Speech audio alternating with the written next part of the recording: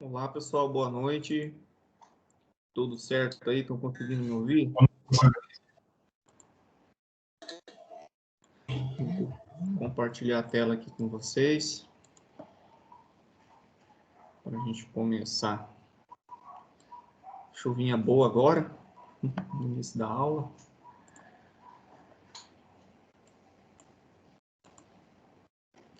Bom, quem está presente aqui na aula de hoje conseguiu fazer a atividade tranquilamente? Vocês conseguiram o andamento dessa atividade?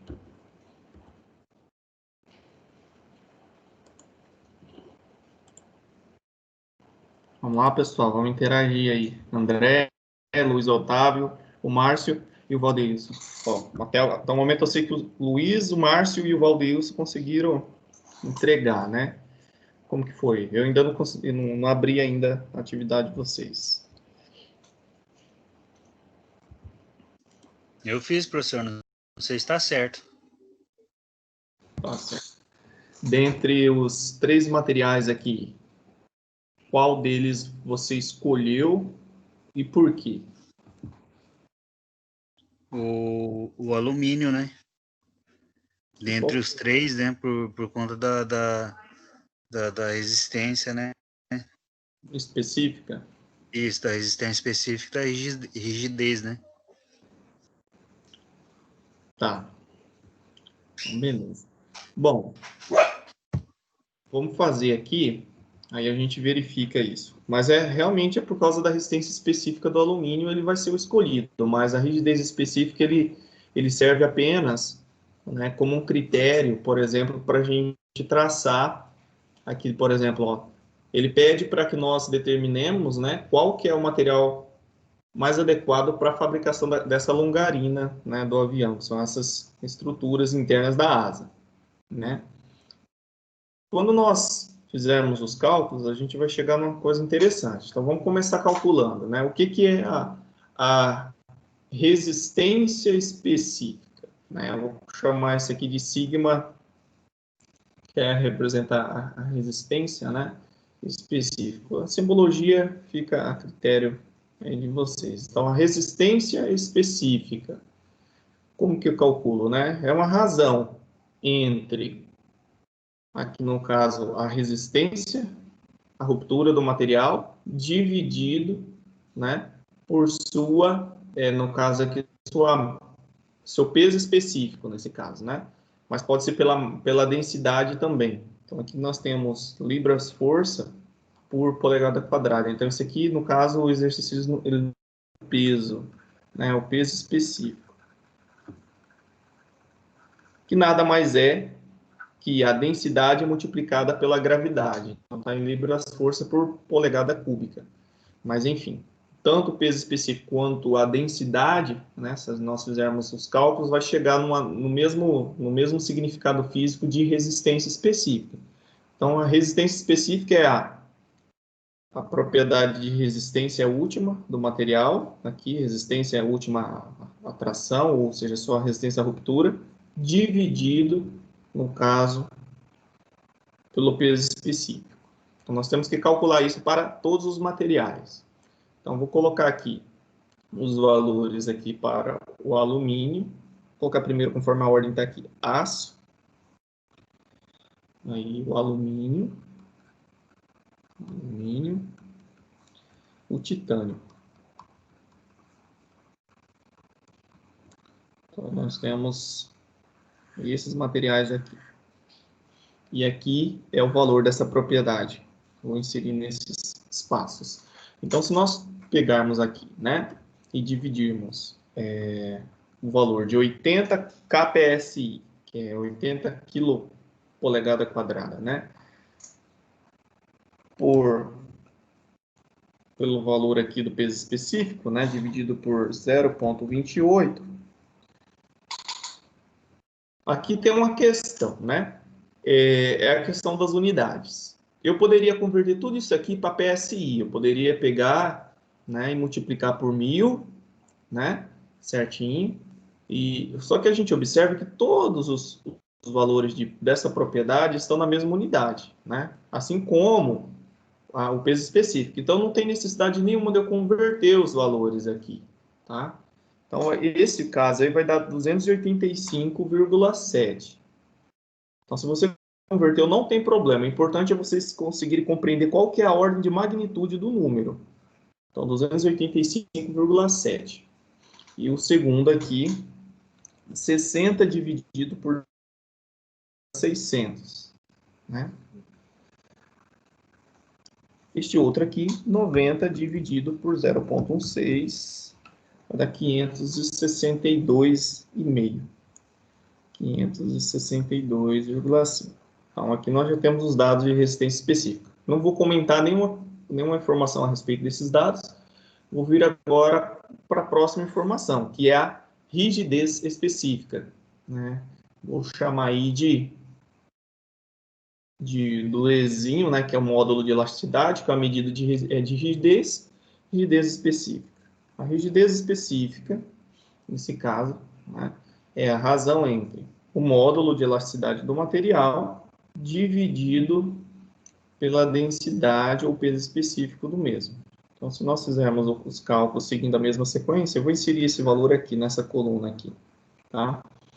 Então, nós vamos ter aqui, para o aço, 30 dividido por 0,28.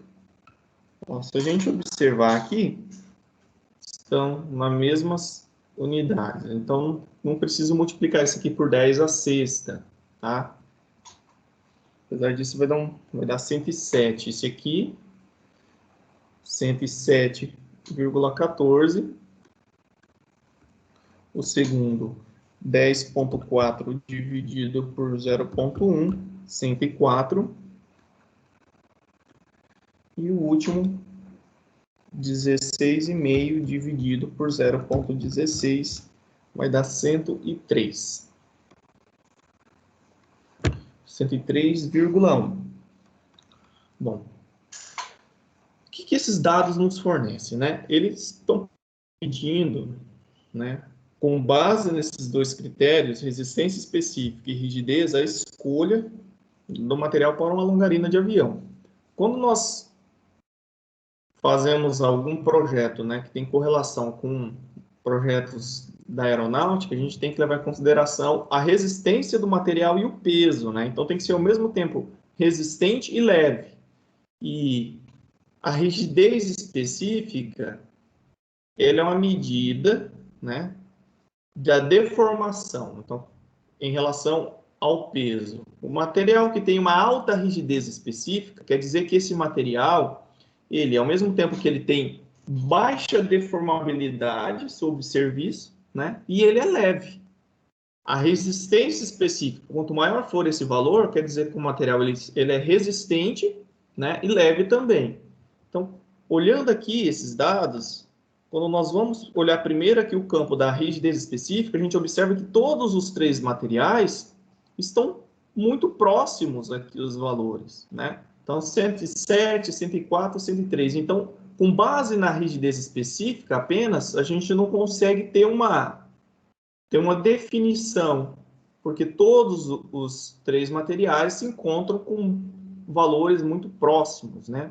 Então, se a gente fosse olhar graficamente, seria como se nós tivéssemos traçado, né, como a rigidez específica é a razão, né, entre o módulo de elasticidade pela densidade, a gente vai ter uma reta com a inclinação. Então, é como se fosse esses três materiais estivessem sendo interceptados, né, por essa reta. Então, imagine que aqui se encontra aqueles metais, a região dos metais, né, obviamente aqui não é, e os três materiais se encontram interceptados por essa reta. Então, todos têm o mesmo desempenho com relação à rigidez específica.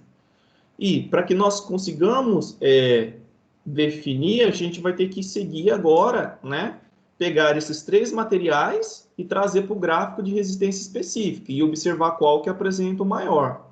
Então, com base apenas na rigidez específica, a gente não consegue inferir. Então, nós vamos para o segundo critério, que é a resistência. Então, aí a gente observa que o alumínio, né, ele tem o valor distintivo entre os três aqui. Então, o alumínio, considerando que, né, esses três têm a mesma rigidez específica, porém o alumínio tem o maior valor, né, de resistência. Então, ele é o mais recomendado aqui para essa aplicação. Então, a justificativa era, né, considerando que os três têm valores de resistência específicas basicamente iguais, né, o critério de seleção, né, é com base na maior resistência específica apresentada aqui pelo alumínio. Então, todo mundo chegou a essa conclusão ou divergiu no resultado?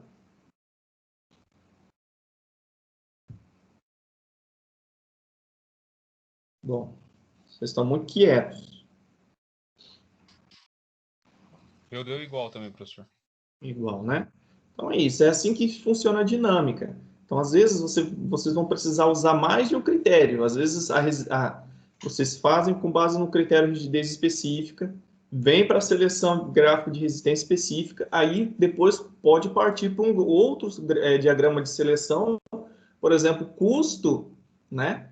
Custo em função da resistência, entendeu? Vocês também podem partir para mais um critério. Então, isso aqui nós estamos só olhando em aspectos mecânicos, né? Então, para a gente dar continuidade na aula, hoje a gente vai falar um pouquinho sobre, ainda, finalizar, né, um assunto de seleção de materiais, falando um pouquinho dos efeitos da temperatura, tá? Então, a sessão, a gente ainda vai falar um pouquinho da sessão 1.3, e hoje eu vou comentar a respeito da temperatura no projeto, tá? A importância de se entender a influência da temperatura, seja elevada ou baixa, no projeto, tá? Sobretudo usando os materiais metálicos, como o aço e o alumínio.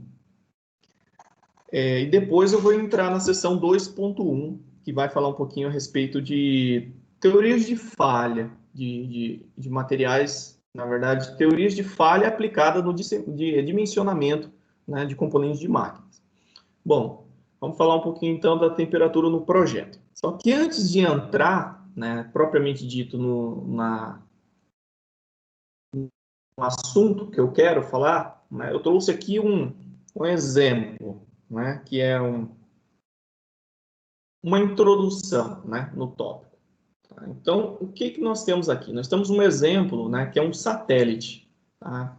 A gente chama de satélite cubo, também chamado CubeSat. Ele é um satélite, né, bem pequeno, do tamanho de uma caixa de sapato, às vezes até menor. Tá? Esses satélites são colocados em órbita. Muitas universidades americanas fazem lançamento desse tipo de objeto para testes, né, e aplicações dos conceitos desenvolvidos no curso. Aqui no Brasil, né, nós temos o ITA, que também trabalha com esse tipo de satélite, tá? CubeSat, que é no formato de um cubo, né? Então, são satélites pequenos. Então, eles fazem esses protótipos, esses projetos, na verdade, claro, parte de um protótipo, até chegar no final, né, para ser lançado. O que eu quero mostrar para vocês é o seguinte, né? Esse projeto, no caso aqui, essa estrutura aqui é uma estrutura metálica, né? E nessa estrutura aqui, para chegar nesse ponto, a gente passou por um processamento. Então, primeiro passo, né, a gente, antes de chegar neste satélite aí, ou outro projeto qualquer, né, a gente começa com a escolha de um material. Então, por exemplo, para esse caso aqui foi escolhido, né, um alumínio, uma liga de alumínio 6061, a especificação técnica dela. Então, essa liga de alumínio, ela passou por um processamento que vai virar essa estrutura principal. Essa estrutura principal aqui, que é o nosso foco, né? Ela chama-se ônibus do satélite, né? Onde vai ser fixado todos os componentes do satélite. Essa liga de alumínio, né? Para virar o bloco, ele passou por um processamento e durante esse processamento a gente aplica calor, né? Pode ser, por exemplo, um tratamento térmico de têmpera ou uma conformação mecânica, né? E Esses processos, a gente precisa estar atento à temperatura. Tá? Então, aqui tem uma temperatura envolvida. Né? E, partindo dessa construção, né, dessa estrutura, a gente vai passar para a fase de testes. Né? Geralmente, essas estruturas aqui são submetidas a testes, né? Por exemplo, ciclos térmicos, né? Choques térmicos, carregamentos térmicos ou sob tensões cíclicas que a temperatura ela entra em jogo. Depois que passa por essas etapas, né, a gente faz a montagem dos componentes, mas basicamente essa ciclagem térmica aí varia, né, em torno de menos 20 graus Celsius até valores aí de 300 graus positivo, a ciclagem térmica aí, tá? Até chegar na montagem dos componentes, é feito o transporte. Durante esse transporte, né, a gente pode pegar esse objeto aqui e ir numa região muito quente, desértica, por exemplo, se for considerado os Estados Unidos, vai de uma região desértica, né, até uma região de lançamento no Arizona, que é uma região mais fria. Então, o objeto, né, o componente, o produto, passa também por uma variação térmica aí. Depois, né, que é passado pelo esse transporte, ele vai para um armazenamento. Durante esse armazenamento, ele é submetido também a situações que podem ser agressivas termicamente. Passa por limpeza até chegar na etapa, né? Então, eles vêm do cubo metálico, vêm para a parte de montagem e testes, né, cíclicos, transporte, aí chega na parte de lançamento, né? E aí, no lançamento, geralmente ele é fixado nessa, vou dar um zoom aqui, na região, na extremidade aí da ponta do foguete, né? Então, são condições ambientais também que envolvem temperaturas muito agressivas, muito quente a temperaturas extremamente frias. E depois, quando chega em órbita, né, a gente tem oscilações de temperaturas que vão de menos 10 a menos 50 graus aí. Em outras situações pode chegar até situações mais agressivas, tá? Então, até a gente precisar se preocupar também com condições de manutenção. Então, a gente precisa se preocupar se também durante as manutenções vai haver, né, necessidade de usar calor ou resfriamento. Então, isso também é válido para um automóvel, para um laptop, né, que você tem que pensar que durante o seu ciclo de vida, né, desde a constituição da escolha do material, o processo de armazenamento, teste e transporte, até chegar na operação de uso, né, por exemplo, esse projeto aqui, ó, ele tem temperatura de operação de menos 10 a menos 50 graus Celsius de temperatura. Essa é a faixa de temperatura. Só que até chegar aqui, né, passou por temperaturas que variavam da escala negativa até valores de 300 graus de temperatura, porque durante o seu transporte e lançamento, né, para chegar no ponto que ele precisa chegar, ele tem que suportar esse carregamento. Tá? O que eu quero trazer com todo esse ciclo de vida desse satélitezinho é que quando você trabalha com um projeto, né, você tem que olhar muito além das condições de operação, que é o final aqui, tá? Então, você tem que entender todo o ciclo de vida do produto e como a temperatura, né, está se comportando dentro desse processo. Porque, senão, né, você vai acabar tendo aí uma situação onde, por exemplo, para chegar numa temperatura de menos 50 graus, né, se você não prevê essas condições de transporte e lançamento, ele não vai chegar funcionando aqui, né, vai se danificar nesse ciclo. Então, vamos examinar alguns modos, né, que a temperatura vai afetar as propriedades dos materiais e como a gente pode considerar isso no nosso projeto.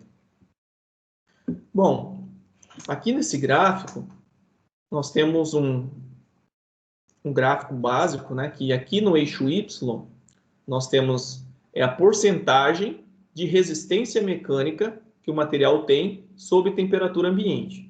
Então, por exemplo, nós temos aqui a resistência do material, né? A temperatura ambiente é 100%. Aqui nós temos a resistência à ruptura dele, né? E aqui a resistência ao escoamento, que é essa aqui de baixo.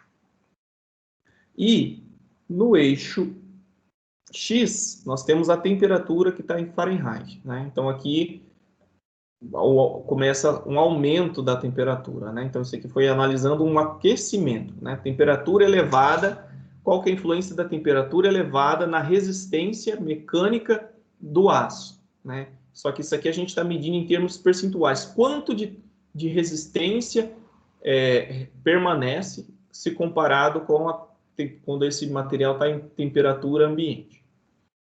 Nesses dados aqui, vocês podem encontrar esses gráficos que eu uso, obtido aqui, ó. É um catálogo, né, militar dos Estados Unidos, né? Mill Handbook 5J é um catálogo onde você tem dados de propriedade dos materiais e testes das mais variadas formas. Então, esse catálogo aqui vocês podem encontrar diversos diagramas como esse. Então, aqui nós temos o comportamento da resistência mecânica do aço em função da temperatura. O que nós observamos, né? Basicamente, quando nós... Claro, lembrando que isso aqui é um aço de baixa liga, tá? Baixo teor de elementos ligados. O que nós observamos é que aqui nós temos 100%, né, de resistência à temperatura ambiente. E conforme a gente vai chegando perto aqui de 1000 graus, que é esse ponto que eu marquei aqui no gráfico, né, a temperatura, né, de 1000 graus Fahrenheit é em torno de 538 graus Celsius, só para ter uma noção. Então, se eu saio aqui da temperatura ambiente, 20 e pouco, 30 graus, e elevo esse aço, né, em torno de 538 graus Celsius, a gente vai chegar aqui, esse material, sem estar carregado, tá? Aqui a gente não aplicou nenhuma carga. Basicamente, a gente está só estudando o comportamento da sua resistência. Então, vira em torno de 40% apenas. Então, a gente tem uma queda de 60% na sua resistência mecânica. Tá? Então, o material ele se torna extremamente dúctil. Então, você aumenta a ductilidade, ele fica muito fácil de se deformar e a sua resistência cai para a faixa aí de 40%. Então, é algo que a gente precisa considerar, tá? Se esse material quando o seu projeto for entrar em serviço, ele vai estar submetido a um aquecimento. E como esse aquecimento influencia no valor de resistência mecânica dele. Claro, a gente precisa entender também o tempo de exposição nessa temperatura. Então, nós temos uma temperatura e tem um tempo de exposição. Isso também influencia nesse valor de resistência mecânica, tá? Mas, basicamente, onde eu devo considerar esse tipo de condição? Trocadores de calor, tá? Projetos de trocadores de calor. Motores, né? A combustão interna, por exemplo, né? Devido ao aquecimento. Então, como que a temperatura afeta a resistência mecânica destes componentes? Então, a gente observa um decaimento substancial, né? Quanto maior a temperatura, né? Eu submeto o material, menor a sua resistência mecânica, e isso deve ser considerado. Mas por que cai a resistência mecânica, né? É porque vai acontecer mudanças metalúrgicas no material, né? Se o material, por exemplo, é um aço que passou, por exemplo, por um trabalho de conformação mecânica, forjamento a frio, por exemplo, ele foi forjado a frio, ele tem uma resistência mecânica extremamente alta. Com o aquecimento, você vai fazer com que haja degradação no tratamento térmico, né? Ele está totalmente encruado, ele vai se tornar um material com alívio de tensões, né? Vai aliviar as tensões internas, vai mudar, né, as suas características mecânicas. Então, acontecem mudanças metalúrgicas e também relacionadas aí à degradação no tratamento térmico que esse material talvez tenha passado, tá? Aqui, Eu não vou falar ainda de fluência, porque fluência é o tópico do slide seguinte, mas as altas temperaturas, né, com carregamentos aplicados, né, ele vai gerar o que a gente chama de fluência, mas eu vou comentar isso melhor daqui a pouco. Só para a gente consolidar, aqui já tem o caso de uma liga de alumínio, né, 6061, T6, também tirado daquele mesmo manual, e aqui está levando em consideração as horas de exposição. Tá? Então, aqui parte de 100%, né, da sua resistência ao escoamento sob temperatura ambiente, e à medida que a gente vai aumentando a temperatura, né, para cá, chegando aqui em torno de 500 graus Fahrenheit ou 260 graus Celsius, né, em torno de 260 graus Celsius, a gente observa aqui, vou dar um zoom, a gente observa uma degradação na resistência mecânica. Qual que é o valor, né? Chega em torno aí de 50%, cai para em torno de 50%. E a gente observa que esses valores tendem a chegar mais próximo de 50%, né, sob temperaturas menores, dependendo do tempo de exposição. A meia hora, né, sob a temperatura aí de 600 graus, né, eu vou chegar mais rápido, né.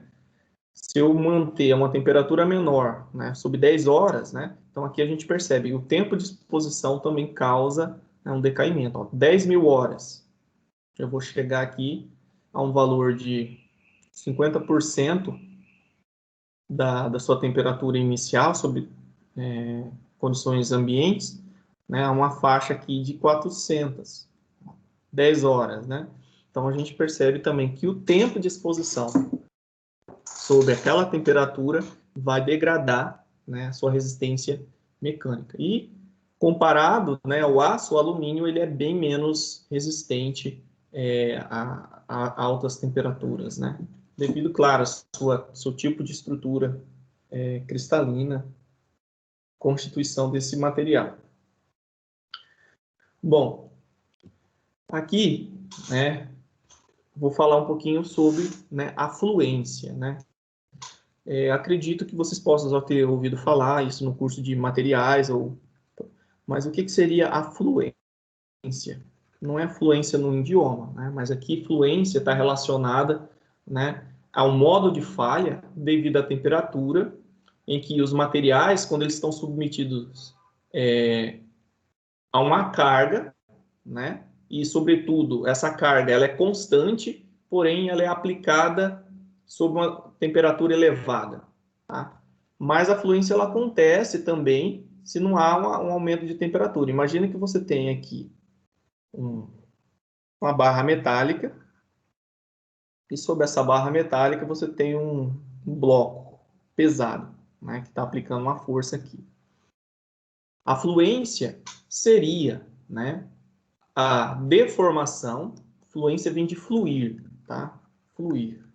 Então, a fluência seria a deformação lenta, né, que o material sofre sob tensões abaixo da tensão de escoamento. Então, o material ele vai fluir sob tensões, dependendo da temperatura, muito abaixo da sua resistência ao escoamento, né? Resistência ao escoamento é aquela que inicia a deformação plástica. Então, as deformações características da fluência acontecem sob tensões muito menores, tá? Muito menores que a resistência ao escoamento.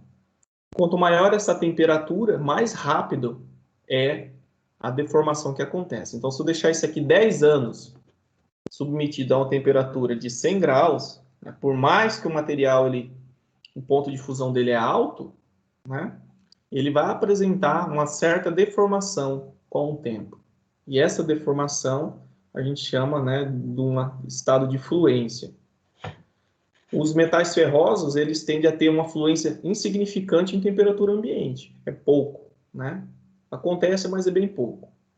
Quando a gente aumenta a temperatura, né, geralmente aí em torno de 30% a 60%, né, a sua temperatura absoluta, ou seja, em Kelvin, de fusão, né? Então, se eu pegar a temperatura de fusão e colocar o material em torno de 30% a 60% desse valor de temperatura absoluta de fusão, a gente tende a observar aí uma fluência mais significativa, tá?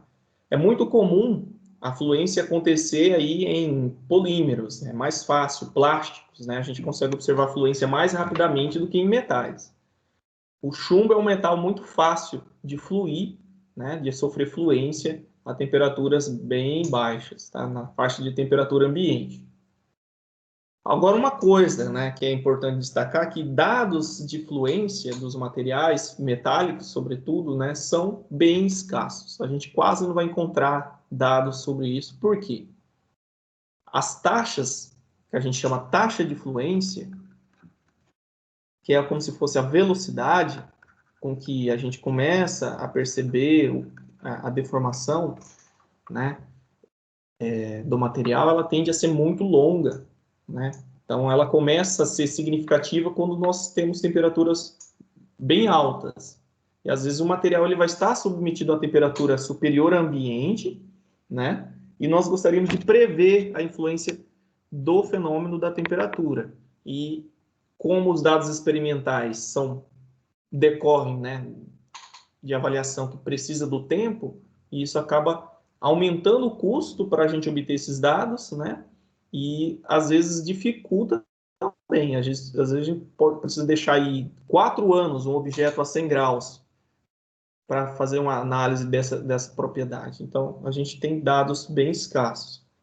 E só que isso não nos exime, né, da necessidade de estar ciente que esse fenômeno pode afetar o seu projeto. Tá? Então, se for temperaturas extremamente elevadas, ou quando for trabalhar com outros materiais sem ser metálicos, né, a gente precisa observar o fenômeno. É um fenômeno não tão simples quanto a gente imagina. Tá? Aqui eu tenho um exemplo de uma liga, uma liga não me cuidei para saber que tipo de metal é, mas é uma liga metálica, e onde nós temos um gráfico de fluência. Aqui é o tempo de ruptura em horas, tá? E aqui é a tensão aplicada.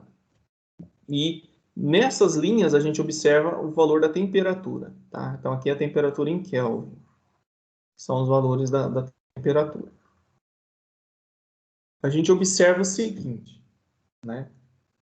Que, por exemplo, para uma temperatura, aqui está na escala, né? Uma escala logarítmica, porque como os ensaios eles tendem a ser muito longos, né?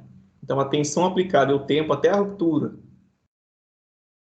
para acontecer, né? Se for plotado aí usando um gráfico normal, a gente não teria espaço suficiente, né? Então, quando faz a plotagem na escala logarítmica, os gráficos tendem a se aproximar de uma reta e a gente consegue também fazer o quê? Além de ter um espaço, né, capaz de analisar os dados, a gente consegue também extrapolar as tensões altas, né? E na verdade, a gente pega dados e extrapola para valores aí e tempos maiores. Mas o que nós observamos é que aqui, né, nós temos o comportamento, ó, sob a tensão abaixo de 200 MPa, e sob essa temperatura aqui, esse material ele demorou para romper para a ruptura, que é nesse ponto, 10.000 horas, né? Este outro aqui, ó, um nível de tensão maior, porém a uma temperatura menor, e ele chegou a romper aí um pouquinho depois de 1.000 horas de ensaio. Então, quanto maior a temperatura, né, aplicada, menor é o tempo em que ele leva a apresentar o fenômeno da fluência. Então, a gente precisa se atentar aí sobre essas características do material. Alguns fabricantes, principalmente materiais poliméricos, né, a gente vai encontrar bastante dados sobre fluências, fluência na literatura, porque plásticos, né, é muito mais, a taxa de fluência é muito mais rápida. Okay? Então, cada material ele vai apresentar um gráfico característico. Aqui é temperatura, né, tensão, tempo de ruptura, e com a temperatura. Vocês podem encontrar gráficos diferentes, né? Como aqui a tensão e aqui embaixo o alongamento, né, em função da temperatura. O alongamento é uma medida de fluência também. Bom, a gente falou a respeito de temperaturas elevadas, né? Existe outro fenômeno dentro, né, do projeto que a gente precisa considerar, o efeito da temperatura de transição dúctil a frágil. O que seria isso? Basicamente, né, cada metal específico ele vai existir uma temperatura que a gente chama de temperatura crítica. Tá? Então, nós temos a temperatura crítica. Essa temperatura crítica é uma temperatura abaixo dela, o material ele se torna frágil. Tá? Ah, professor, mas o que é um material frágil? É um material que falha sem apresentar deformações. Por exemplo, se a gente for comparar um metal com uma cerâmica, né, a cerâmica é um material frágil, né? Ele falha, ele tem um comportamento frágil, ele falha sem se deformar. Isso é ruim, tá? Porque a gente não consegue, às vezes, prever, né, ou sentir que o material vai romper. Isso gera o que a gente chama de falhas catastróficas, tá? A falha catastrófica é aquela que acontece sem nenhum aviso. Isso acontece também em metais. Aqui nós temos um corpo de prova metálico de um material frágil. Então, aqui ele foi feito um ensaio de tração e a gente observa uma fratura extremamente frágil, não tem deformações. O corpo de prova, se a gente colocar essa superfície na outra, ela se encaixa perfeitamente. Já um corpo de prova dúctil, né, ele tende a apresentar um pescoço, né, na região de fratura, uma deformação observável. E isso, né, para fins de aplicações práticas em projetos, é interessante. Se o material empena, se ele amassa, ele vai começar a dar sinais, ruídos, mau funcionamento. E isso é um indicativo de um sinal, claro, que já ultrapassou uma condição de operação aceitável, né? Mas assim você terá condições de parar e consertar o equipamento, né? Você tem sinais para isso. Agora, quando um eixo, por exemplo, rompe por fratura frágil, pode, né, levar a um acidente ou um prejuízo com relação à segurança muito maior. Então, a gente precisa entender, né, o campo de transição que o material vai apresentar esse comportamento para poder, né, especificar no nosso projeto. Como a gente sabe, do início aqui da aula, a gente tem que entender o ciclo de vida do nosso produto, né? Então, o foguetezinho lá, o satélite, ele saiu de uma região a temperatura ambiente, a 20 e poucos graus Celsius, e ele foi colocado no espaço, né, a uma temperatura extremamente baixa, em torno de menos 10 a menos 50 graus Celsius. E nesse intervalo, né, ele chegou a temperaturas de 300 graus. Então, será que ele vai ter o mesmo comportamento mecânico? Né? A gente viu que quando ele está numa temperatura alta, ele fica muito dúctil e perde a sua resistência, ou seja, ele se deforma muito. Alguns materiais. Então, a gente tem que projetar para que quando ele esteja nessa faixa de temperatura, ele se mantenha, né, resistente, não se deforme muito. E será que aqui, nessa faixa de temperatura, aquele material ele vai apresentar o mesmo comportamento que eu gostaria? Tá? Então, é isso que a gente precisa entender. O comportamento de transição, né, onde acontece essa passagem, para que nós possamos, né, planejar as condições de serviço de forma que não ocorra, né, a fratura frágil do componente. A gente quer evitar isso aqui, ó, por questões, né, como já disse, catastróficas e de segurança. Tá? E como que nós fazemos isso? Né? Existe um ensaio mecânico que a gente chama de ensaio de energia de impacto. O ensaio de energia de impacto, ele não é só usado para a gente medir essa temperatura de transição dúctil frágil, tá? mas ele é um ensaio que mede o comportamento frágil do material. Ele serve como uma medida de medir a fragilidade. Mas quando nós estamos interessados em obter uma região de transição, este ensaio de impacto ele é associado a uma variação na temperatura. Tá? Então, a gente realiza o ensaio com uma temperatura, sob várias faixas de temperatura. Tá? Então, como que é feito este tipo de ensaio? Aqui nós temos, né, um equipamento. Aqui, no caso, ele tem um braço aqui, né? Esse braço a gente chama, né, de um martelo, e aqui é um pêndulo, né? Esse pêndulo aqui, ele é liberado sob uma determinada altura. E aqui nós temos uma medida, tá? Então, a gente observa que o pêndulo, ele tem uma energia, né? Uma energia associada à energia potencial, que está relacionada a essa altura, né? À medida que ele é liberado, essa energia potencial se converte em energia cinética. Neste ponto aqui, a sua energia cinética é máxima, né? E nesse ponto aqui, a sua energia potencial é máxima. Neste ponto, a gente tem o corpo de prova, né? Então, ao passar pelo corpo de prova, ele vai se chocar, né? Durante o choque, essa energia cinética, né, ela vai ser dissipada neste material, tá? Então, a gente vai dissipar essa energia. Então, o pêndulo, ele vai perder a sua energia, em vez de atingir essa posição máxima aqui, essa altura máxima, ele, né, ele vai subir até uma determinada altura que é menor que a anterior, vai ter uma diferença aqui. Essa diferença de altura é uma medida de energia, tá? Que a gente correlaciona com uma energia de impacto, tá? Energia de impacto. Quanto maior for, né? Quanto maior for essa energia de impacto, ou seja, quanto menos o pêndulo conseguir subir, quer dizer que o material conseguiu absorver mais energia, tá? Então, os materiais frágeis, eles tendem, né, a absorver pouco. O pêndulo, ele bate, rompe e aqui ele sobe tranquilamente. Já os materiais dúcteis que se deformam, eles absorvem uma alta energia desse impacto. Então, é assim que é a dinâmica. Então, a gente consegue calibrar, né, e medir qual que é essa diferença entre as posições iniciais e finais e faz uma correlação dessa energia.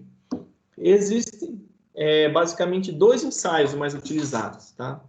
Tem um ensaio que a gente chama ensaio Sharp e o ensaio ISOD.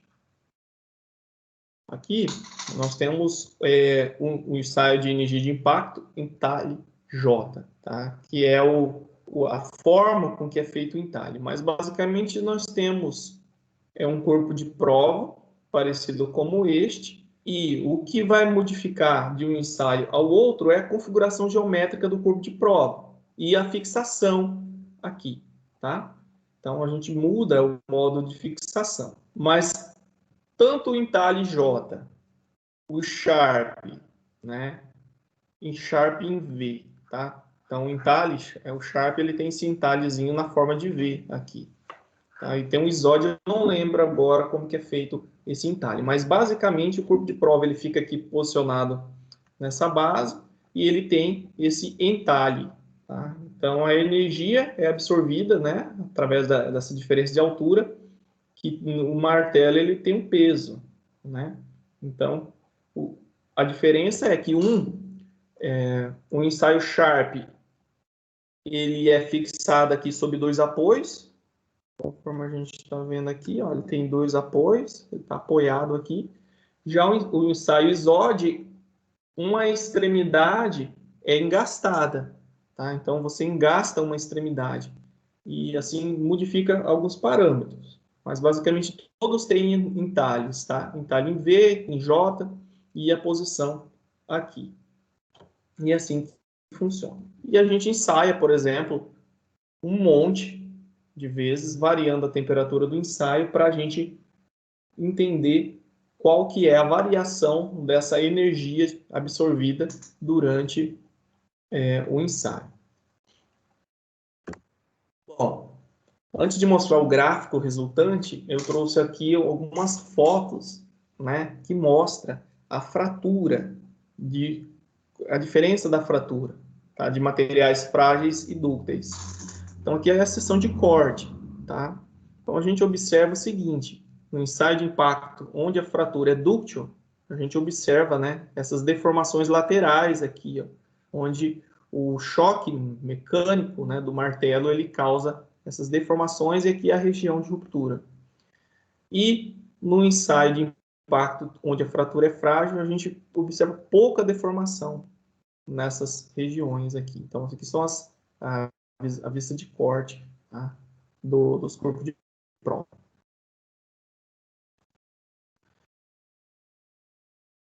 É o gráfico.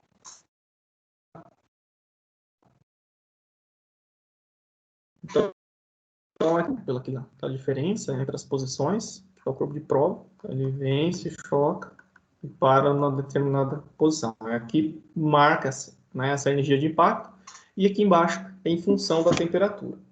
Então aqui nós temos, para este material, né, aqui foi feito a temperaturas baixas, né? Aqui não importa o valor, mas aqui nós temos um material que é sob essa temperatura, ele tem um comportamento frágil. Então, imagine que você está a menos 200 graus, né, e faz o ensaio de impacto. Ele vai ter esse valor de energia de impacto. Então, à medida que você começa a crescer a temperatura de ensaio, a gente percebe que o material ele vai absorvendo mais energia, ele vai se tornando mais dúctil. Então, ele chega a uma região aqui, onde ele tem um comportamento, tá? Mas nessa faixa aqui, ó, de temperatura, né, a gente chama de região de transição de dúctil para frágil, né, ou de frágil para dúctil. E é esse comportamento que a gente precisa saber. Será que a minha condição de serviço vai fazer com que o material seja frágil? Né? Às vezes você tem uma aplicação frigorífica, né? Você desenvolve algum componente, alguma peça que você considerou a sua propriedade mecânica, por exemplo, que foi obtida no ensaio mecânico à temperatura ambiente, mas aí você vai colocar ele dentro de uma câmara frigorífica. Lá, a temperatura é diferente. Será que ele vai estar sob uma condição de temperatura frágil? Então, é importante a gente conseguir entender isso. Mais à frente, daqui umas 2 aulas, a gente vai entrar no dimensionamento, né, de alguns componentes e a gente vai precisar considerar isso, porque a forma de calcular, dimensionar o componente muda de acordo com o seu comportamento, se é frágil ou se é dúctil. Existem teorias de falha, tá? Certo. Então, cada material ele tem um comportamento. Ó, temperatura e aqui é a energia de impacto. Então, aqui, por exemplo, nós temos 3 materiais, tá? Este aqui está em azul aqui embaixo e este outro aqui, né? E outra aqui, qualquer. O que está demonstrando graficamente é o seguinte, que a temperatura de transição vai ocorrer, tá?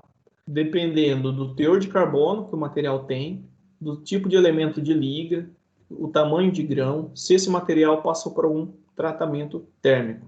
O que nós observamos, por exemplo, ó, essa liga 4340, né, passou por um determinado tratamento, na verdade ela está sob uma condição de processamento diferente dessa aqui, ó. Essa aqui, ela tem uma energia de impacto muito baixa, e mesmo aumentando a temperatura de serviço, pouca variação a gente vai ter no valor da energia de impacto aqui, ó, nessa região. Mas, né, com algum tratamento térmico, alguma modificação, né, no processamento, a gente observa que a partir de menos 100, né, em torno de menos 100 graus, ela já começa a ter um comportamento de energia, de absorção de energia mais alto. Então, aqui ela já tem um comportamento dúctil.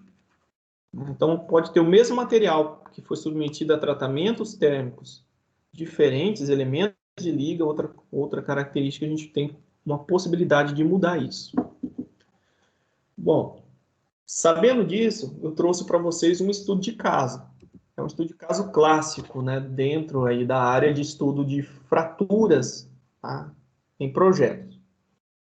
Basicamente, esse aqui é um navio-tanque, tá, T2, petroleiro, né, usado para transporte de petróleo durante a Segunda Guerra Mundial. O que aconteceu com esse navio, né? Ele partiu no meio, ele rachou ao meio. Ele não estava nem em serviço, tá? Ele tinha passado aí um período de quase um ano na água, né? Então, ele estava submetido a testes e ele estava parado no porto e, de repente, a gente observa aí que começou a propagar uma rachadura na sua estrutura por quase todo o casco, ao ponto, né, que rachou a estrutura do navio ao meio, tá? Então, antes de que ele fosse colocado ao mar, assim, para serviço, ele se rompeu. O que se acreditava nessa época, né? Então, isso não aconteceu exclusivamente com esse navio-tanque T2. Alguns outros casos aconteceram. Este navio aqui, ele foi fabricado e foi posicionado, né, no Oceano Pacífico. Ele estava no Oceano Pacífico. Mas alguns outros navios também, lá do lado do Atlântico, apresentaram esse mesmo tipo de falha. Naquela época não se tinha uma base de dados e conhecimento sobre materiais como a gente tem hoje, né? Mas o que eles pensavam é que a solda utilizada, né, foi mal feita, né? Então eles acreditavam que isso aqui foi um defeito de soldagem, porque não sei se eu trouxe aqui, mas antes, né, os navios eram feitos por rebitagem. Então, aqui nós tínhamos, aqui, por exemplo, um exemplo de uma estrutura rebitada. São placas, né? E entre uma região de uma placa e outra, nós temos uma descontinuidade da estrutura. Mas, o que se conclui, na verdade, né, é que a gente observa o seguinte, né? Quando nós temos uma estrutura que é descontínua, se a fratura inicia nesse ponto, né, ela vai se propagando. Quando chega numa região descontínua, a gente tem uma deflexão dessa trinca, tá? Então ela precisa mudar de direção para poder continuar se propagando. Só que nessa mudança de direção, ela perde energia, tá? Então a tendência é que ela se interrompa no seu percurso. É muito comum dentro de casa as trincas iniciarem, né, num canto de uma parede, e quando chega numa porta, alguma coisa assim, ela para, né? Porque nós temos uma descontinuidade ali. Então você precisaria de uma energia maior para que a trinca se propagasse. Então, no caso desses navios, como modificou o tipo de união, passou por uma união soldada, né? A gente tem com que a trinca ela se propaga tranquilamente pela estrutura, porque a soldagem ela tem uma quantidade.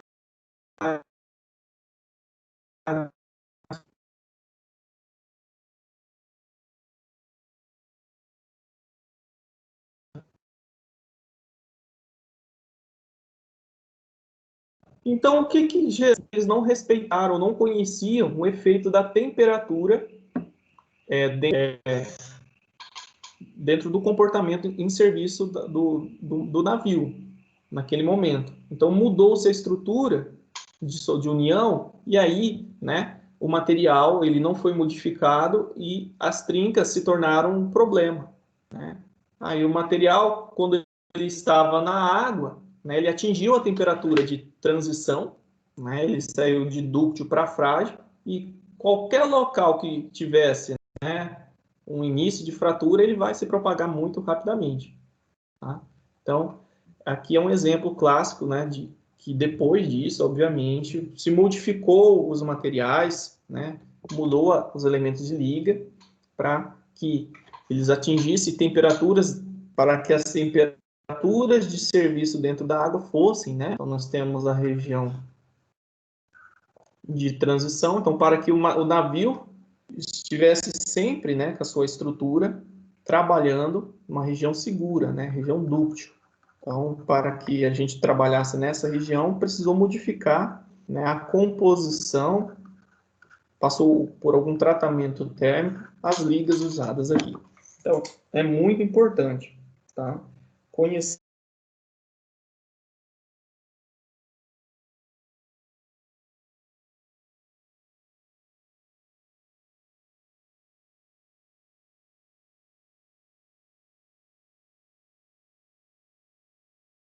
em consideração isso. Aqui tem um exercício.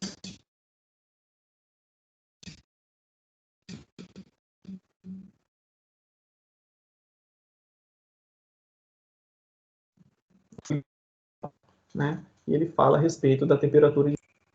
Bom, o que ele está dizendo aqui? O ensaio de tenacidade à fratura, ou ensaios de impacto, são empregados para se determinar em um corpo de prova a energia de impacto que é absorvida por ele. Os principais ensaios desse tipo chamam-se ensaio Sharp e o ISOD, e diferenciam-se principalmente no tipo de corpo de prova utilizado. Normalmente, esses ensaios são repetidos, variando-se apenas a temperatura do corpo de prova, de forma a se estabelecer uma curva de energia absorvida, né, conforme a gente observa, versus temperatura. A figura 1.2 ilustra curvas desse tipo, obtidas por vários ácidos carbono, variando-se o teor da liga. Então, aqui nós temos, né, 0,01%, e assim vai aumentando. Conforme se aumenta o teor de carbono, né, a curva, na verdade, o comportamento de transição do material de dúctil, de frágil para dúctil, se modifica. E nós temos que interpretar o que ele pede, né? Com relação a esses resultados, nessa figura, considere as afirmações, né, as asserções a seguir. O que nós vamos observar? A afirmação 1 diz o seguinte: ácidos com teor de carbono baixos, ou seja, menor que 0,2. Então, esses ácidos aqui não devem ser empregados para a construção de peças que trabalharão em temperaturas criogênicas, menos 100 graus Celsius, e sofrerão impacto. Né? Então, está dizendo assim, se a gente colocar esses ácidos aqui, ó, que estão aqui, a uma temperatura menor que 100 graus, né, ele não vai ter um comportamento dúctil, né? Eles não devem ser empregados nesse tipo de aplicação. Realmente não, né? Porque abaixo de 100 graus, né, ele vai estar sobre uma situação frágil. Então, esse é um caso. Então, esse aqui é verdadeira, né? Se for para dizer quais são as alternativas corretas. Então, ambos não devem ser empregados nesse tipo de aplicação. Aí, a asserção 2. Em temperaturas mais elevadas, maior que 50 graus, quanto maior o teor de carbono, mais frágil o material é. Então, aqui nós temos 50 graus Celsius, né? Que é zero, né? Então, quer dizer o seguinte, quanto maior é o teor de carbono, mais frágil é o material. Como que eu concluo isso? A gente sabe que quanto menor é essa energia de impacto, ou seja, que o material consegue absorver, mais frágil ele é. Isso a gente observa, né? Aqui, ó, o teor de carbono vai aumentando e a energia de impacto, né, tende a cair também. Então, essa asserção também ela é verdadeira nesse exercício. Os gráficos, né, o gráfico mostra que ácidos com alto teor de carbono, acima, né, de 0,65, tem baixa fragilidade. O que significa que tem baixa fragilidade? Né? Se ele tem baixa fragilidade, quer dizer que ele resiste, né? Ele resiste mais, né? Então, isso aqui é uma palavra que veio só para complicar, né? O gráfico mostra, altos com teor de carbono elevado tem alta fragilidade, não baixa, né? Quando o material tem baixa fragilidade, quer dizer que ele tem altas energias, né, de impacto, por exemplo. Então, essa aqui é falsa, né? Então, aços com alto teor de carbono, maior que 0,65, tem alta fragilidade. Resistem pouco impacto. Então, apenas as asserções ou afirmações 1 e 2 estão corretas. Bem tranquilo esse exercício, tá? Fechar, né? A seção 1.3, eu trouxe um exercíciozinho lá do livro de vocês que fala a respeito sobre o coeficiente de segurança, né? Eu vou ler e vou dar um tempinho para que vocês consigam refletir e ver se vocês lembrem do conteúdo. Então, vou ler aqui com vocês e eu gostaria que um de vocês respondesse aqui. Bom, vamos lá. Sempre que se projeta uma máquina, existem incertezas envolvidas, que podem ser devidas às cargas atuantes, a fatores ambientais ou outros. Para contornar esse problema, um coeficiente de segurança é aplicado em todos os projetos que envolvem cargas que devem ser suportadas. Nas afirmações a seguir, marque verdadeiro, né? V para verdadeiro e F para falso em cada um. Então, é a respeito do coeficiente de segurança. Então, já vai analisando aí. No projeto, a estrutura de uma ponte rolante, né? Quanto maior o coeficiente de segurança aplicado, melhor será a ponte rolante. Bom, a outra afirmação, né? Para a estrutura de aeronaves, os coeficientes de segurança devem ser muito elevados por envolver vidas. Devem ser muito elevados, eu comentei a respeito disso, né? Quanto maior a incerteza nos fatores envolvidos, maior deverá ser o coeficiente de segurança. Ok. Quem conseguiria me dizer qual que é falsa e qual que é verdadeira dentro dessas afirmações aí?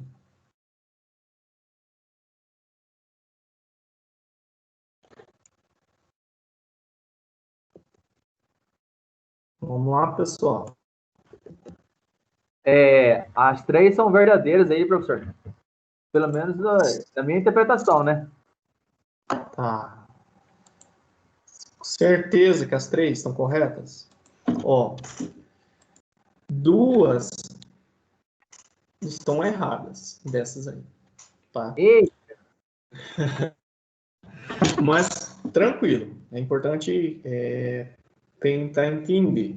O fator de segurança, realmente ele é uma medida de incerteza, né? A gente viu. A gente só usa o fator de segurança porque nós não conhecemos, muitas vezes, todas as cargas e a forma como essas cargas estão sendo modificadas durante o serviço. O ambiente se comporta também de forma que a gente não tem controle 100%, além de questões humanas e das mais variadas formas. Então, aqui diz o seguinte: no projeto da estrutura de uma ponte rolante, quanto maior o coeficiente de segurança aplicado, melhor será essa ponte?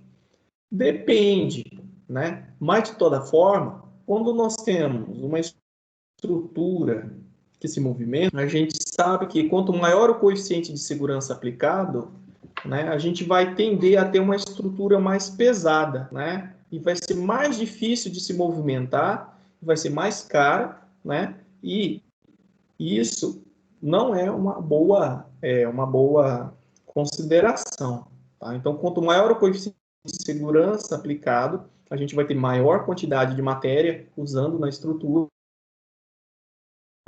Então, por isso que o coeficiente de segurança muito grande não é um indicativo de melhor projeto, tá? Ele diz que seu projeto tem uma alta incerteza, né? Então, que poderia ser revisado alguns pontos. Isso principalmente em máquinas, né, e estruturas dinâmicas, como pontes, a aceleração das massas, né, gera uma força inercial, isso também prejudica. Então, não é porque o fator de segurança é grande que o projeto é bom. Tá? Então, essa é falsa. A segunda afirmação diz o seguinte: para estruturáveis, os coeficientes de segurança devem ser muito elevados, por envolver vidas. A gente viu, né, na aula a respeito desse tópico, que projetos né, de aeronaves têm coeficientes de segurança baixos, que giram em torno de 1,2, 1,5, aí para segmentos militares 1,1, né? Por quê? Porque durante o projeto de aeronaves, eles passam por grandes quantidades de testes, e esses testes reproduzem, né, das mais variadas formas, as condições reais de serviço. E isso diminui a incerteza. Então, tem testes e, claro, há um cuidado extremamente alto com a simulação computacional, condições de serviço, por envolver vidas, né? E como a incerteza ela tende a ser menor, isso aqui, né, tende a ser um coeficiente relativamente baixo. Claro que, se a gente for comparar aqui, ó, uma aeronave militar com uma aeronave comercial, né, os coeficientes de segurança tendem a ser maiores, né, para aeronaves comerciais do que para aeronaves militares, tendo em vista que o público aqui, né, ele não tem treinamento, por exemplo, para uma evacuação em casos de problemas, né? Mas, de toda forma, os coeficientes de segurança não são muito elevados, porque, primeiro, que a gente precisa reduzir o peso da estrutura, né? E outra, que o nível de incerteza ele acaba sendo atenuado pelos testes envolvidos. Então, essas duas aqui estão erradas. E a última, né? Quanto maior a incerteza nos fatores envolvidos, né, maior deverá ser o coeficiente de segurança. Então, isso aqui é a base, né? E as demais precisa apenas de uma pequena reflexão para a gente conseguir sair dessa nuvem aí que atrapalha a interpretação. Essa seção, né, 1.3 e 1.2, ela foi baseada, né, no